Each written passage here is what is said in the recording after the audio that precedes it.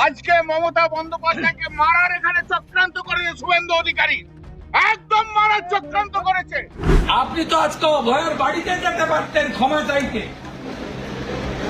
গামছা নিয়ে যেতে পারতেন, গলায় গামছা দিয়ে বলতে পারতেন এটার উপর দিয়েই তো গেছেন रत्नादी भूल करेছি क्षमा करुन। तो हमारा माथा फट जाता, हम लोग सब मर जाता। ऐसा पुलिस का सामने में हुआ, हम कभी ऐसा हमला नहीं देखा। রাজ্যের প্রাক্তন মুখ্যমন্ত্রী এবং তারপরে তিনি মহিলা, তার একটা নির্দিষ্ট রাজনৈতিক উচ্চতা আছে। এই ঘটনার আমরা তীব্র নিন্দা করছি। এটা কাঙ্ক্ষিত নয়, কোনো সুস্থ সমাজে এ ধরনের ঘটনা ঘটতে পারে না।